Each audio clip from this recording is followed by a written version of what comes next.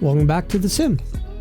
In this one, we're jumping into the Stream Deck and how to get started with a Stream Deck and SPAD.next. Of course, you do need the complete edition for that to function. First things first, let's jump into the Stream Deck software. Reason for coming here is we can't have this running or actually conflicting when we're dealing with SPAD.next. So in the sim, I've got a launcher profile that I use to have all of the different things I might want to launch. Now, most of these are just a single thing.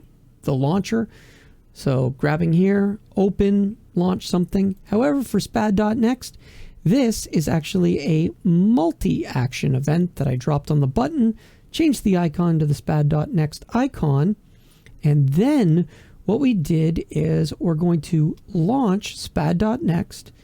We're going to delay for a second just so I see the blinky green light, but we're going to then load a different profile.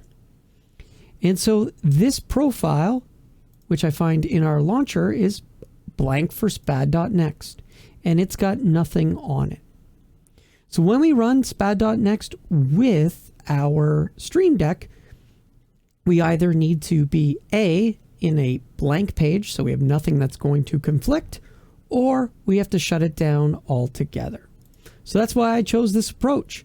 Once I've got all my sims and everything fired up and I'm ready, I just press the SPAD.next. It fires off SPAD.next and then automatically switches to the blank profile. SPAD.next is now up and running. And what we can do is head over to settings, go into devices, and we are going to see Elgato Stream Deck. And for each of your Stream Decks, you can choose to enable them or not. Some people like to have another Stream Deck that is not being controlled by SPAD.next because they still want to use it with the regular Stream Deck software. In this case, I've only got the one hooked up to the Sim PC, so I'm going to use it. Once it's enabled, you are going to find the Stream Deck underneath your panels. So based on the size of your Stream Deck, you will see the total number of buttons. It does have a power configuration. So if you want it to be like the other panels and have virtual power, you go ahead and you configure this to have some conditions. So adding an event. When will the virtual power get turned on? Well, we could search for the condition and we could say, well, I want the avionics master switch. Avionics master switch. There you go. So when that equals a 1, we're going to go to virtual power, device, virtual power on, and we want it to be for the Stream Deck. So there you go. We now created a condition for what will control the virtual power of the device. And of course, you need to have a off event. So virtual power turned off, add condition, same thing, master switch, avionics is a 0. When that happens, advanced virtual power is off. So there you go. And of course, we can turn off manually, enable and disable virtual power to go ahead and do it. Or when the avionics switch turns on, it's going to flip the virtual power for us. So like you saw before, if we delete those events, then virtual power will be grayed out because the device will always be powered up. So over on the right hand side, you have your device setting. So there are settings. What do you want globally? You could have device settings for profile. So really you could change the brightness per profile. You've got the summary. Since it's complete, you actually can print out things about this device or all devices in your profile. So it's cool for making device documentation. And of course, you can remove the device from each profile. pages. So you can add and remove as well as reorder pages. So if I add a page, it will add a third page, and this could be autopilot page. So now I have a page. You have arrow buttons here that you can navigate through the pages that you've created, as well as we can create buttons which also can do things like switch pages. Again, we'll get into that a little bit further. When you've made pages, you could also copy a page. That way you can paste it, copy an entire page, paste it, away you go. You can mark a page as the default page. So when it powers up, that's always the page it goes to. You can reorder your pages. So if later on you've built pages and you want them in certain orders, you can go ahead and you can reorder your pages. All depends on how you're navigating and operating through them. You can also rename pages. So if you want to change its name, go right ahead, and at any time you can also remove the page. When you select a button, there is something called button defaults. Now the button defaults is what you will see whenever you go to this page or whenever you boot it up. So whenever it loads the page, what is the default it's supposed to do with this button? So when you click on the default, you'll see that you can pick an image. Now, if you've downloaded profiles, and this is a downloaded profile, all the images that were published with the device snippet or the device or the overall profile, if you copied an entire profile. But if you downloaded just a snippet, all of that data will be inside of the profile. So the images are embedded inside of it. And that's the way in which SPAD is managing copyright and protections. Now, you can also go ahead and click on a navigation and go ahead and navigate to a folder. I decided to put all of my SPAD Stream Deck images under my Documents folder, under the SPAD.next My Documents folder, and I created a folder called Stream Deck Images. And I found a bunch of stuff on the internet. I found a bunch of stuff that's inside of other profiles that were posted previously, sets of icons that were posted previously, plus of course some other people in the group who had posted images and image libraries that they had created. Of course, you can also go about making your own. And so for my CRJ, I've been going through and piece by piece, I have actually been cutting out the switches in all of their states. So I've been doing these step by step to build out my CRJ. So you can load all these images and away you go. Not to mention, you can always use the icon creator that is on the Stream Deck website. You get to pick that image. Now remember, this is the default image. If you create other conditions to change the image, then what's going to happen is it won't revert back to the default unless you reload it or change pages and come back, and then none of the conditions are met for it to replace those images. This is the default text, and again, you can replace text using other event conditions. With your default text, you can pick center for so horizontal, vertical, where you want it. You can pick your font type. You can pick your font size. You can add normal, bold, italic. You can even add a foreground, so what color you want the text to be, and you can create a background. So as you could see, you can create that background, and then you'll see the position for the X and Y. So you can actually drag, right, those X and Y positions and creating the overall position and size of that box. So it's just something to keep in mind about how you can build out those text boxes and stretch them and where that text is going to show up based on where you position this box. Finally, once you're done, you can save that. So that's now saved your configuration for the default item. And they'll always have default data, which is blank. This will always be there. Even if you delete it, it's going to have a blank default button data. When you click on a button, you are going to be presented with the following options. Change color. So you can actually change the plate color, and you can choose from all of these different colors that have been put together for your different color types. So all kinds of different colors, as well as off, so you can turn a color off. And you can pick, is it going to slow flash? So permanent on means it just fills that color. Slow flash. So every 2 seconds it will blink, right? Off, on, off, on. A faster flash at 1 second, a really fast flash at 0.5 seconds, or it could be a single flash, so it just blinks once. So that, when you apply that, you have to give it a condition. The condition being, what data is it following to do this? What's going to tell this that it's to go red?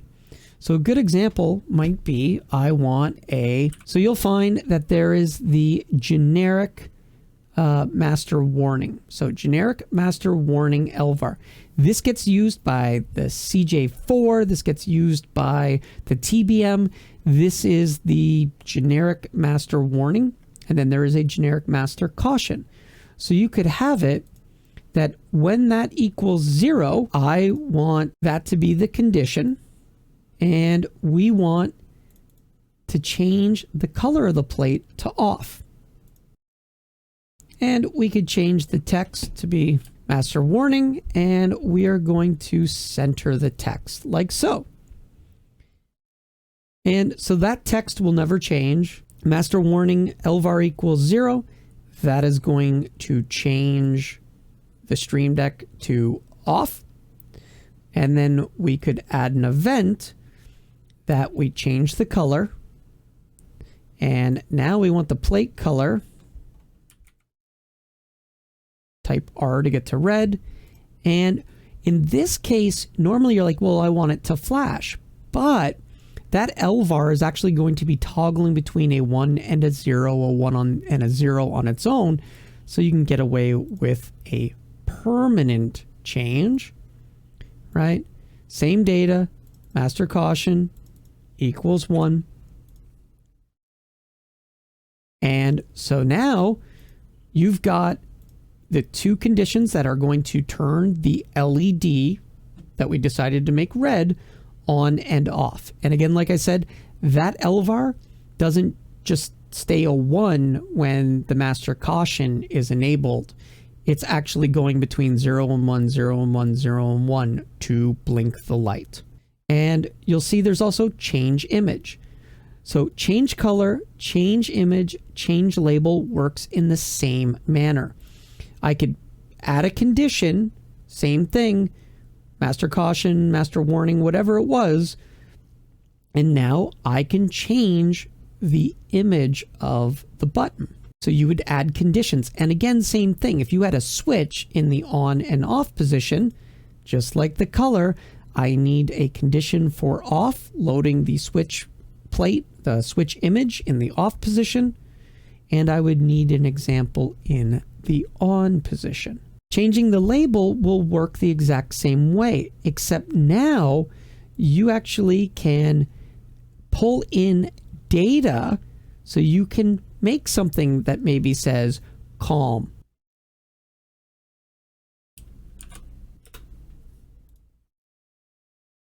Come on, active frequency, right? And if you wanted to, you could do a similar type thing where, again, you go with a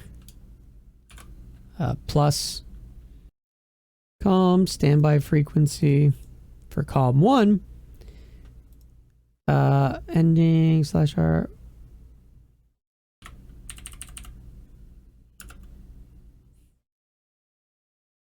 There we go. Sorry, forgot. Gotta add it. I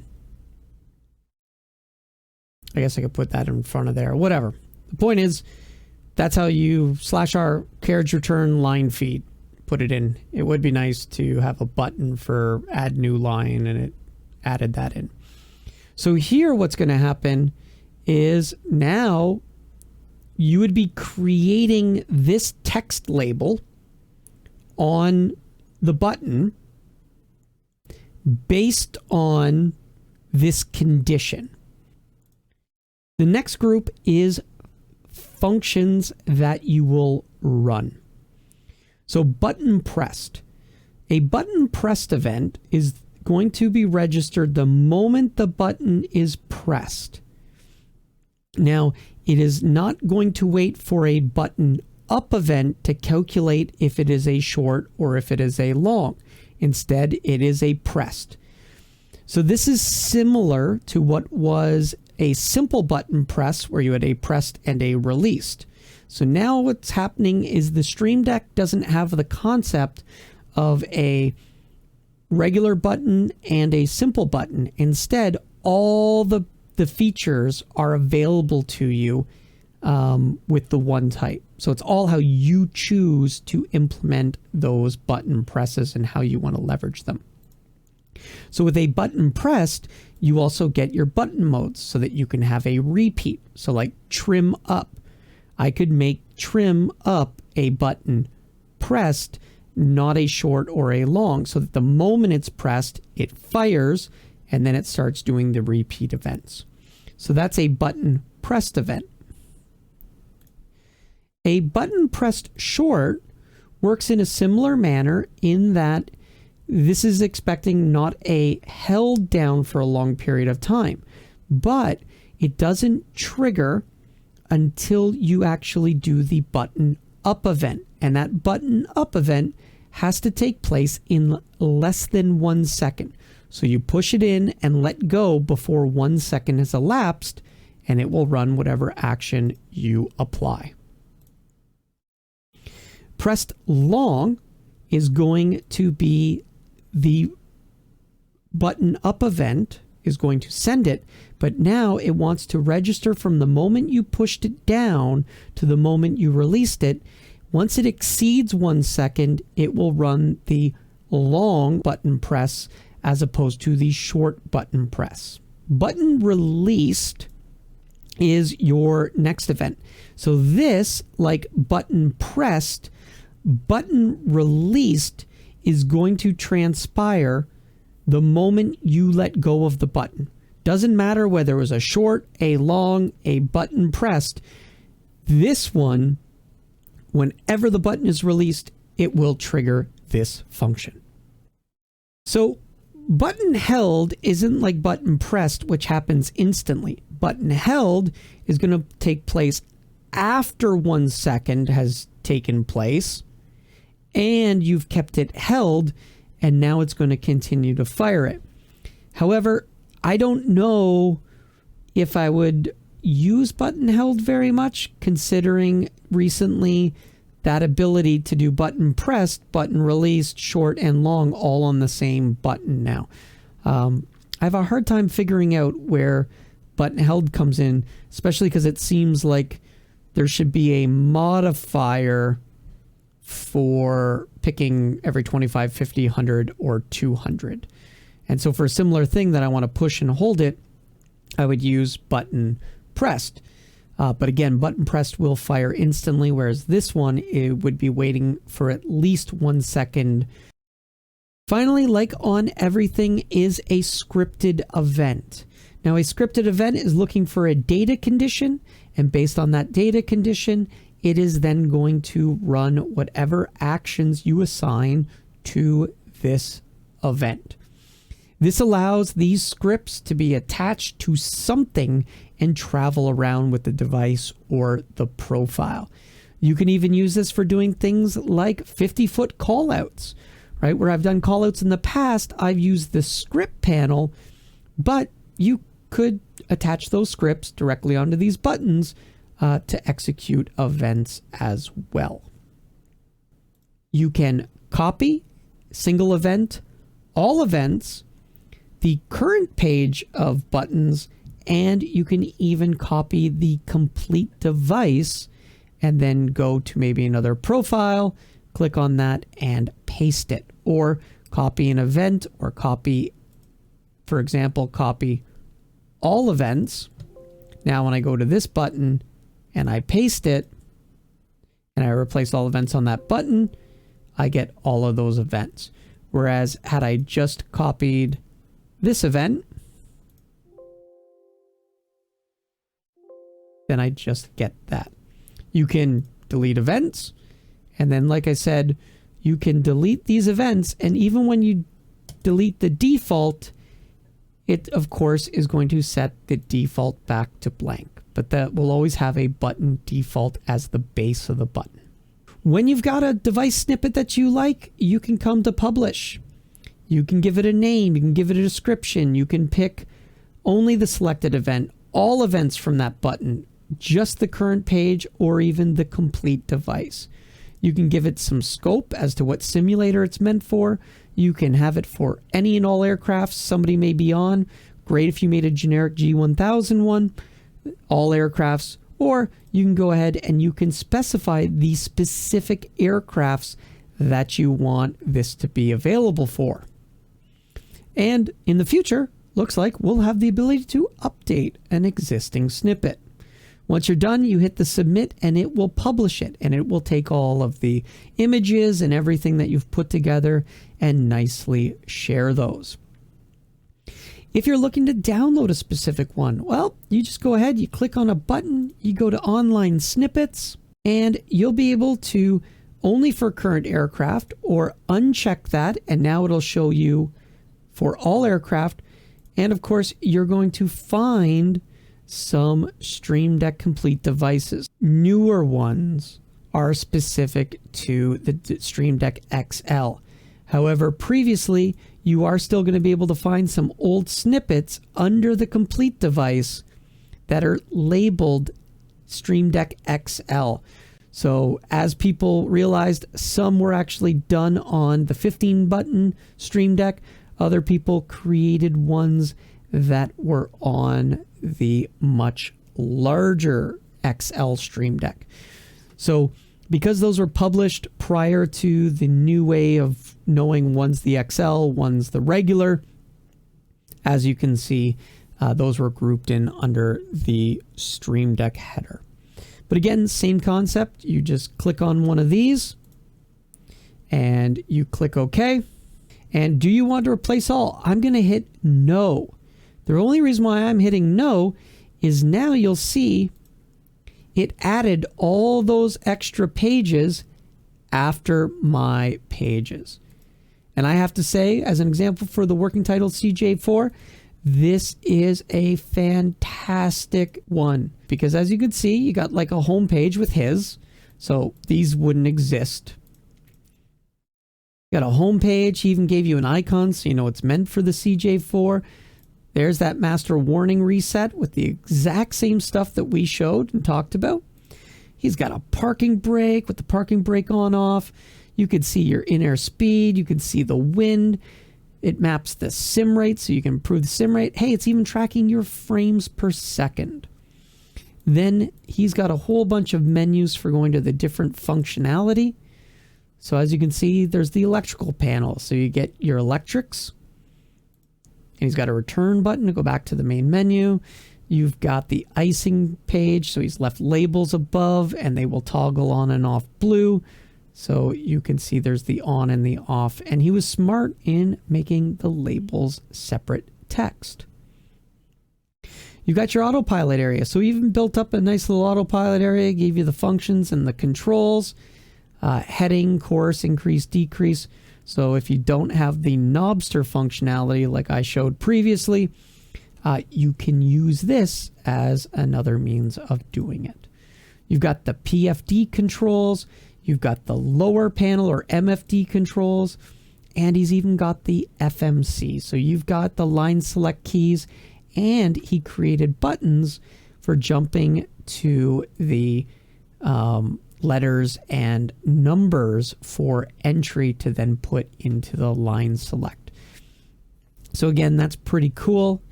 And then of course you've got your different menu buttons for the FMC. Obviously, you have to look at the display in the sim, but this will make navigating probably a lot easier.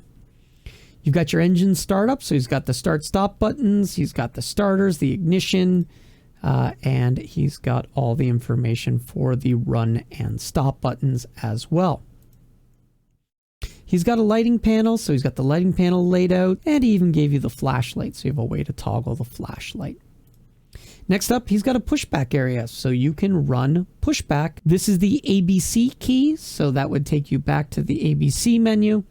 So you've got your letters, and of course you've got your numbers, and then you've got the return key, which takes you back to the FMC page. Type in the number, return, and then it returns you to here, so you can then use those line select keys. That is it. Places to get you started and get the general concept of how you program and use it. So it works just like any other button, any other LED, any other display, all put together, and SPAD.neXt is driving that. Well, if you made it this far, go ahead and hit that like button. Hey, you still haven't subscribed? Why not? Hit the subscribe button. As always, thanks for watching. Have a great day.